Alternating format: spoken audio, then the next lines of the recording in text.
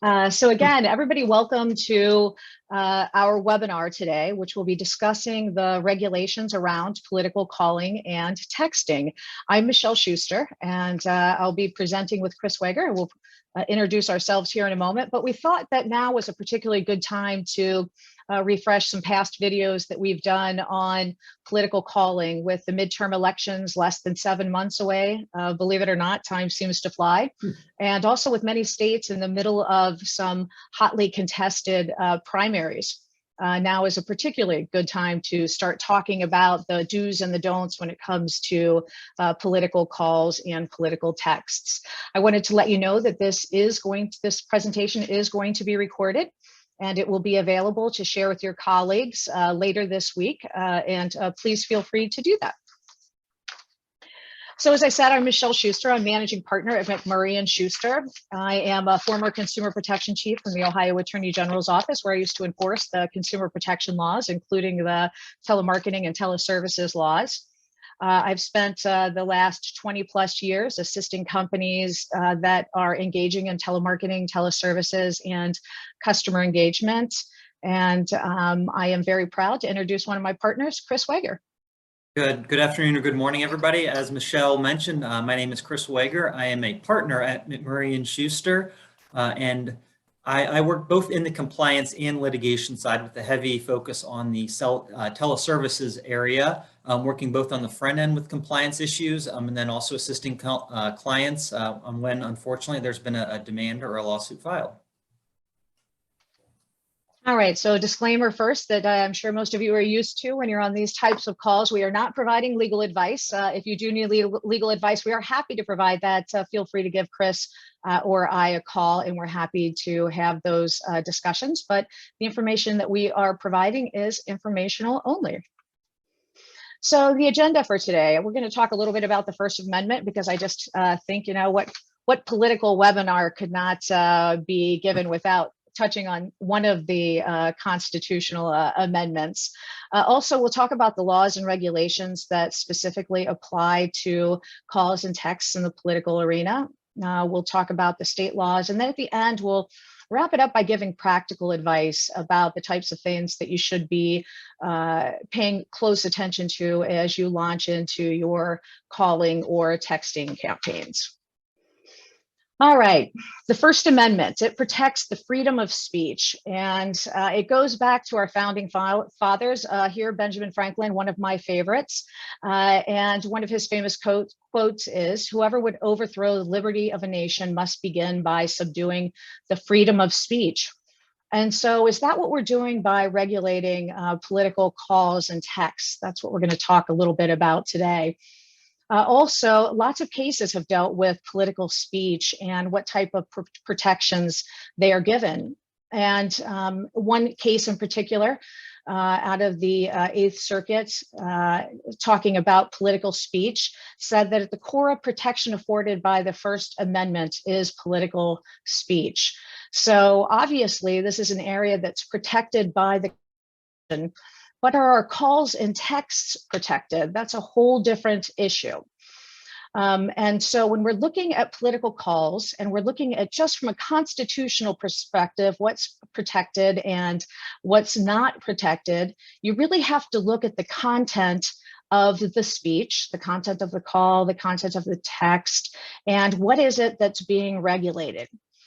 If those calls and texts that the laws are looking at them in a content neutral way, meaning they don't care if the call is a political call or not, they're going to regulate all calls, then there isn't a First Amendment protection for that type of speech. But if it's a content-based restriction, meaning that a law specifically prohibits political calls, in the case of Montana, it was political robocalls, then that is unconstitutional. Montana's law, which, as I said, regulated political robocalls specifically, was struck down. And that's a common theme we see among the circuit courts that have looked at First Amendment arguments for political speech. Indiana also passed a law that specifically prohibited political speech in calls and texts. That was struck down by the Fourth Circuit. South Carolina law by the Fourth Circuit, and then one in Indiana by the Sixth Circuit. So you really have to look at these laws and say, are they trying to regulate the specific speech, meaning are they directed at political speech, or are they laws that regulate all types of speech during the call? And that's what Chris is going to talk about here in a moment. So Chris, tell us about the laws that do apply and have been found to be constitutional for political calls.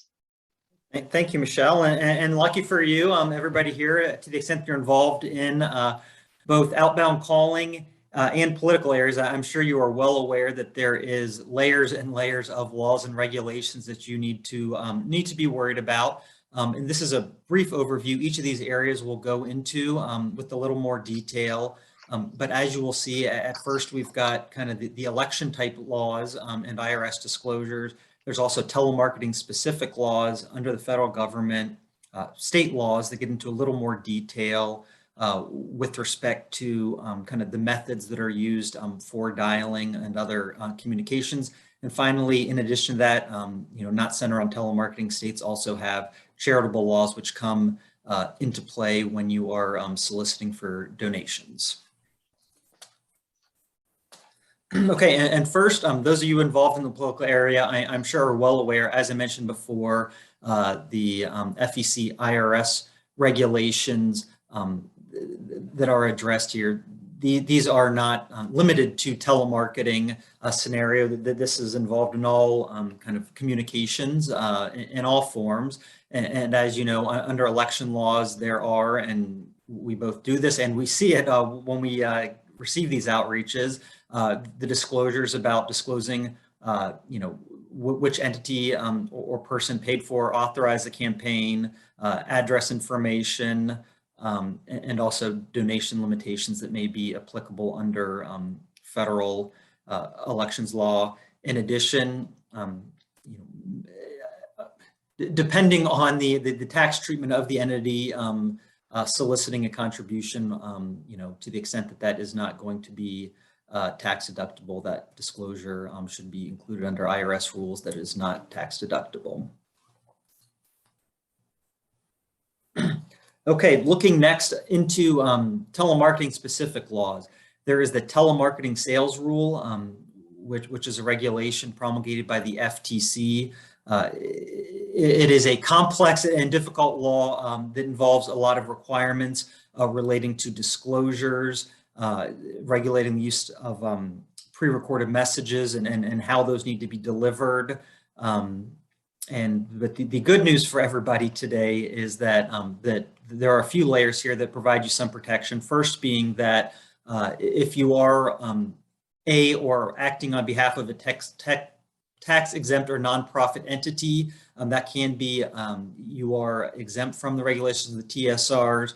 In addition, calls that are being done for a political purpose, those are not considered a solicitation or marketing activity, which the TSR applies. So again, that would be exempt. One of the onerous requirements of the TSR is related to the do not call, the federal do not call registry. In addition, because these are not solicitations offering a good or service, then scrubbing against the do not call registry is also not required. And to give you a little more leeway, we buried the lead there by hiding it for a second, but there has been specific guidance from the FTC that has stated that that the TSR restrictions on pre-recorded messages, which are some of the complex ones that are difficult to comply with, do not apply to political calls. So that guidance from the FTC has been helpful. Now, the TCPA, on the other hand, we have news that's not so good for you, and that there are, while there are potential exemptions, there are TCPA requirements that can apply. Stepping back real quickly, the view from 3,000 feet on the TCPA is that it largely addresses two areas. That is, for certain types of calls, there are consent requirements. That's kind of the first silo of the TCPA. The second is the do not call requirements in terms of worrying about both kind of internal and national do not call registries and complying with consumers' requests not to be contacted.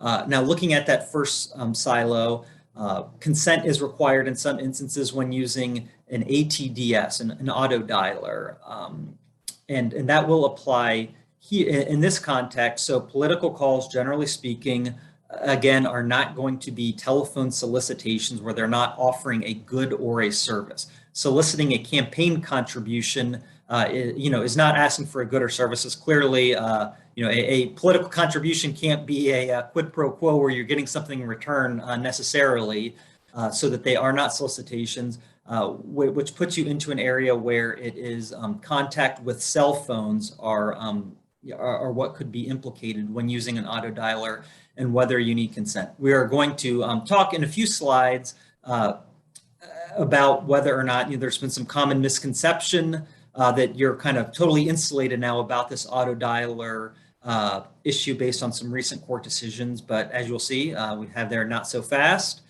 In addition, pre-recorded messages to cell phones, again, consent is required in that instance. So what that means is that in order to deliver a pre-recorded message to a consumer's cell phone, you need to have consent. The consumer has to have has provided you that number or otherwise consented to receiving pre-recorded messages from you.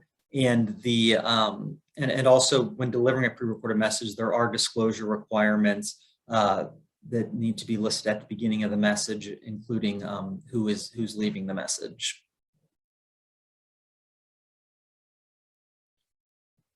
And again, the silver lining here is that as long as you are calling only landlines, these consent issues do not apply. In that second silo, we talked about events that do not call registry. Since these are not solicitations, we do not have to worry about the national do not call registry and scrubbing against those numbers. And the one other item that we wanted to point out when looking at federal law is this is just a quick screenshot from the FCC website.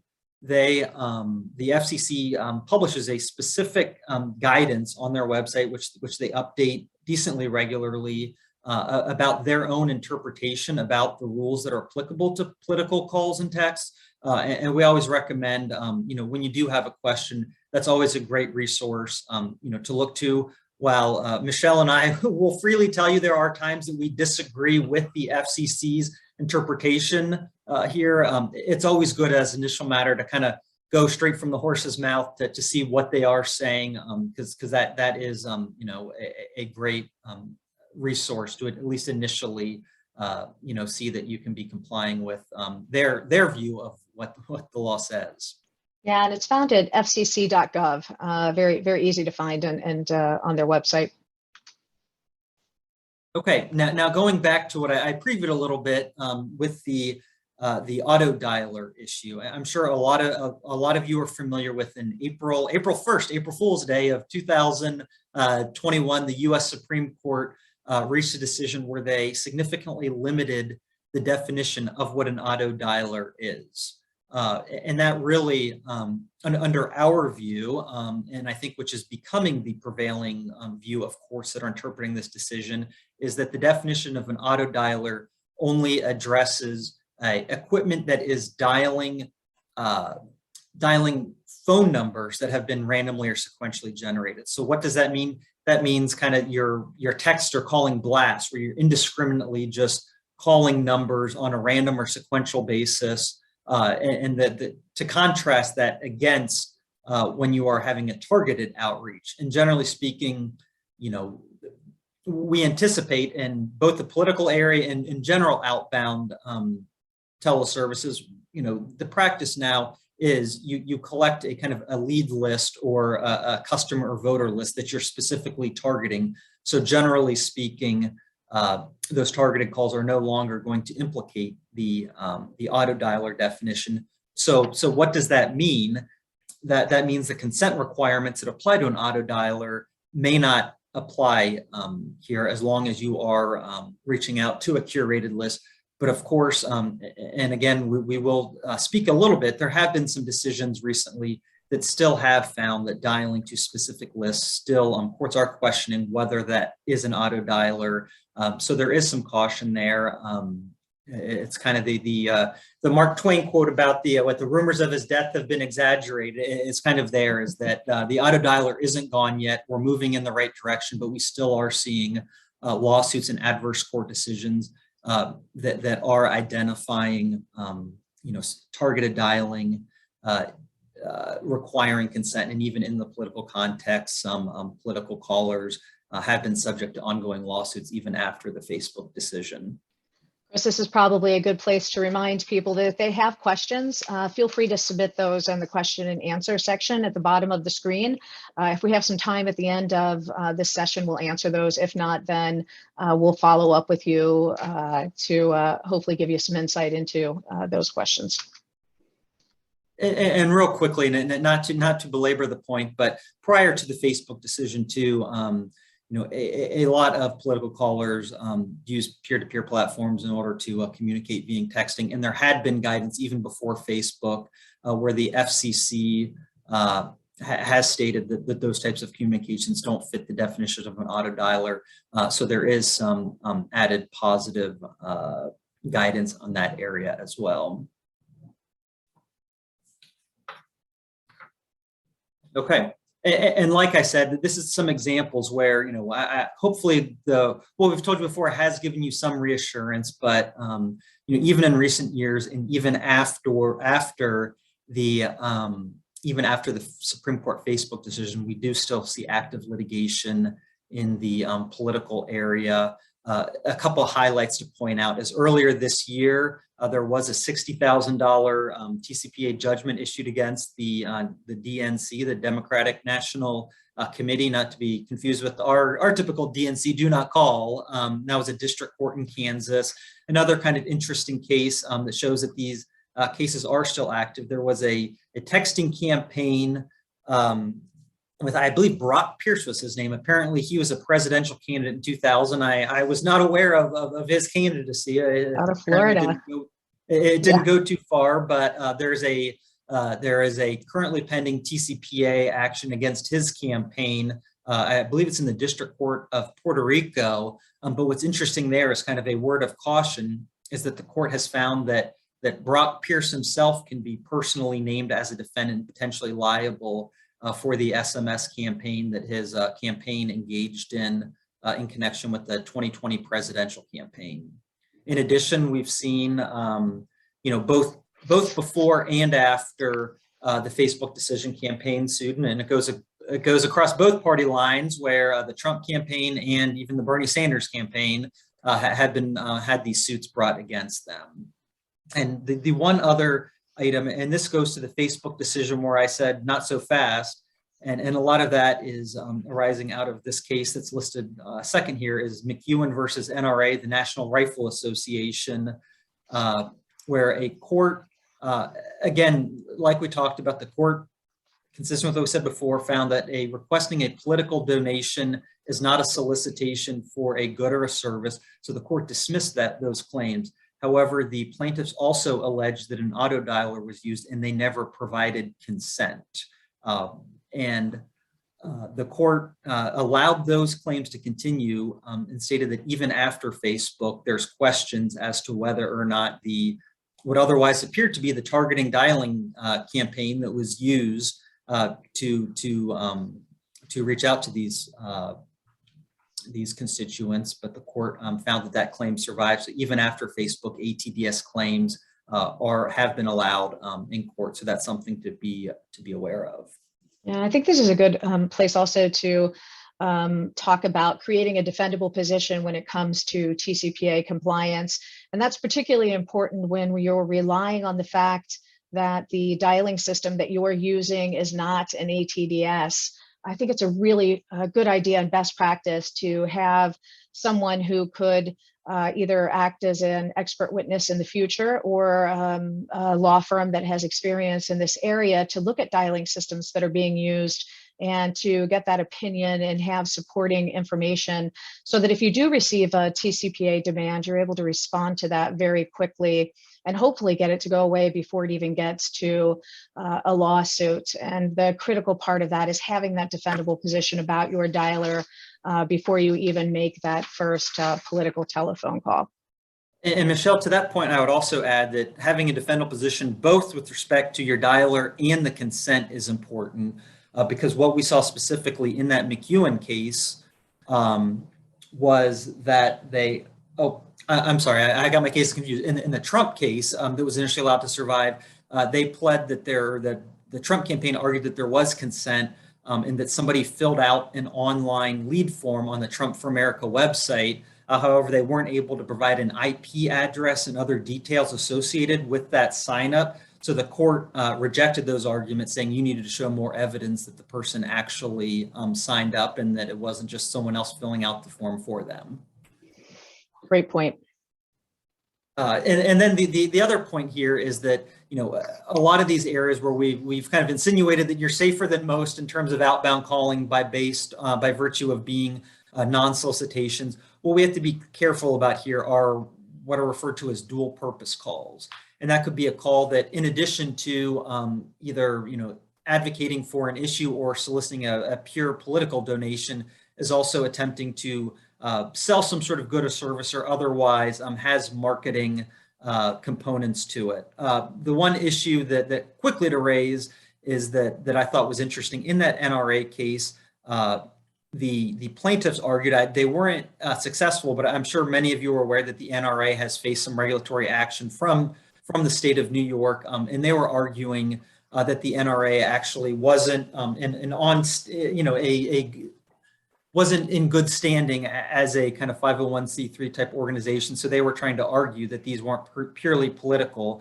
So that's kind of one thing to be aware of, is the kind of the underlying situation and good standing of the political organizations that you may be calling on behalf of. And kind of as one one kind of fun example, in a way I put here at the bottom, is is just to think, is this purely, is the purpose of the call purely for political reasons, or is this a pretext for a different purpose? And I'm sure many of you are familiar with Mike Lindell, the My Pillow guy, who got very involved in politics after the 2020 presidential election. And I think you'll see here, this was a screenshot taken from an actual complaint that was filed against his political organization, where they were, in addition to, it looks like here, advertising, his appearance at Stop the Steal rallies, they felt it was necessary to put in sales for My Pillow products. And, I think the plaintiff is arguing there, and they probably have a decent argument, that the overall purpose of this message, or at least in part, was to market, which clearly changes the calculus in terms of the consent requirements and other requirements that may be applicable under law. Yeah, and specifically, there'd have to be, if it's a marketing message, then it would need prior express written consent in order to place that if you're using an automatic telephone dialing system. And if you're not using an ATDS, if you've got some type of marketing or solicitation language, then you could be subject to having to scrub against the do not call list. So really important distinctions to make there when, as Chris said, you're considering that calculus of what your compliance requirements are. Moving from the federal laws over to the state laws, I think this is an area where a lot of folks get tripped up, because there are so many different states that have different regulations for political calls. And when I say so many different regulations, the types of laws that Chris has talked about that are TCPA-like, there are state laws that also can restrict whether you can use an automatic dialing system without consent, even for non-marketing calls. So you have to be concerned about that on the state level. You also have to be concerned about disclosures and what type of disclosures need to be made. And those disclosures could be specific state disclosures for who the political candidate is, or who is funding the marketing campaign that is being used, or that is generating the calls or the texts, or any other type of literature. We also have charitable solicitation laws. So if you're seeking political donations, the states, almost every state has a registration requirement, and then also has very specific requirements about what type of disclosures you have to make in a telemarketing call or in any type of solicitation. as well as filing requirements for funds that are taken in, contractual requirements, how that money can be handled. So again, another area that has some complexity with dealing with. Also, there are states that just generally prohibit certain types of calling, or that could require you to scrub against the do not call list, so that some states have defined these political calls as falling within their state do not call lists. And that could be so even if the state do not call list is actually a function of the federal do not call list. There's only a handful of states that maintain their own lists. Most are using the federal do not call list now, but they could still have requirements for scrubbing against that list. A good example is Kentucky. They prohibit making an unsolicited telephone call to a number on the state's do not call list. And telephone solicitations are defined broad enough in Kentucky that the do not call list could be implicated there. Also, Texas has been active lately with cases being filed. They have a disclosure requirement that you must disclose that the call is political advertising.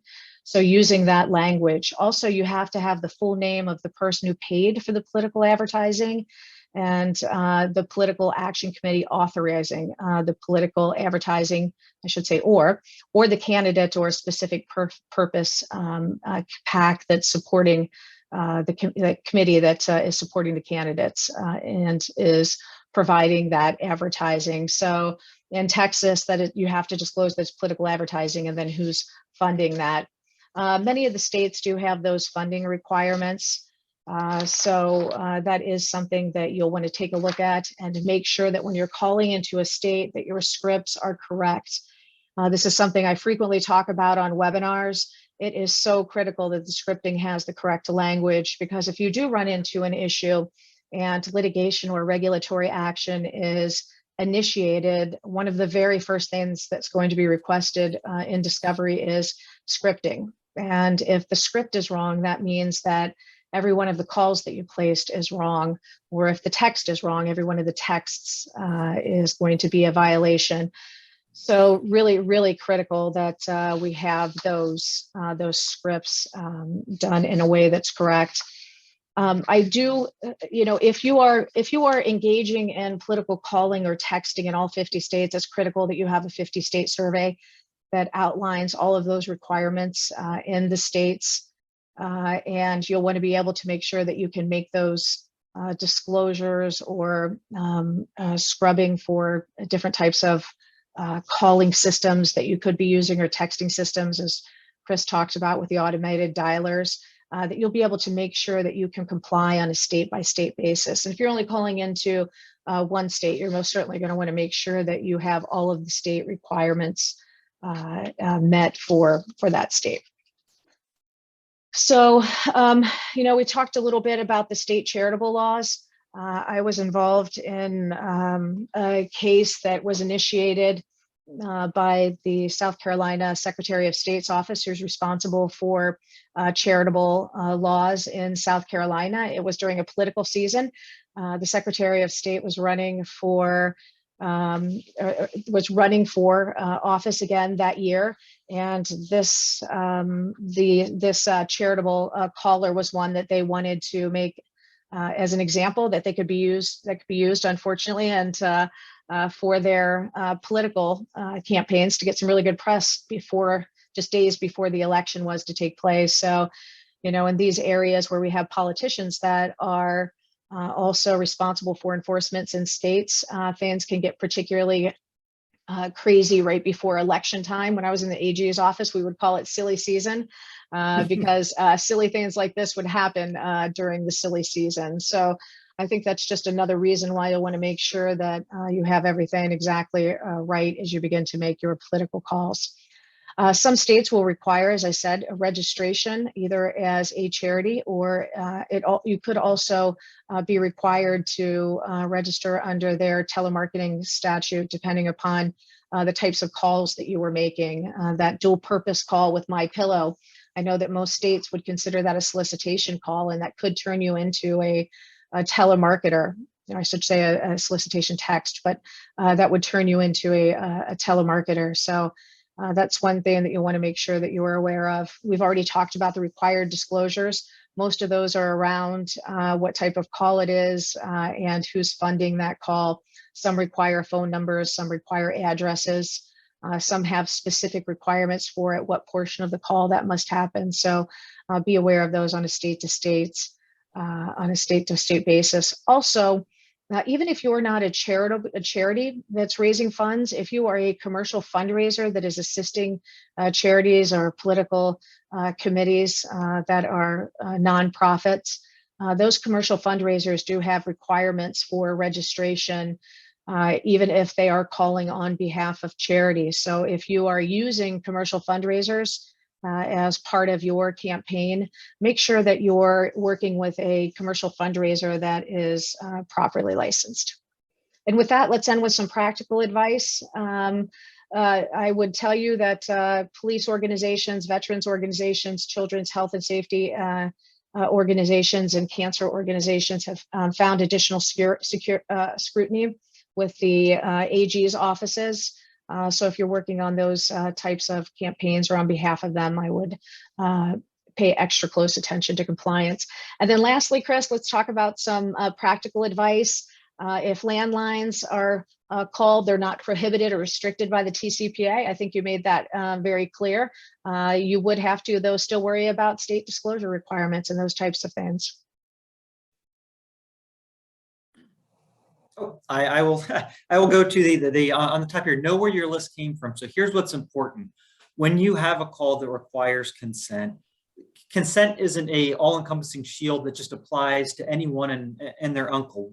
Really what has to happen is there has to be consent for that candidate, that PAC, that 501c3, whichever it is, for that organization to make the call. So really, you have to ensure that, whether you are the candidate or you're calling on behalf of the candidate, that's a list of people who actually submitted their name, to the candidate, where there is that expectation that that campaign will be calling them. If someone just put their name, their business card in a drawing for a new car, that doesn't mean that a political organization can call them, based on that. So really, it's important to understand, to know where your list came from, so that you can really attribute that consent to the call that you will be conducting on behalf of that campaign, PAC, or 501c3 organization.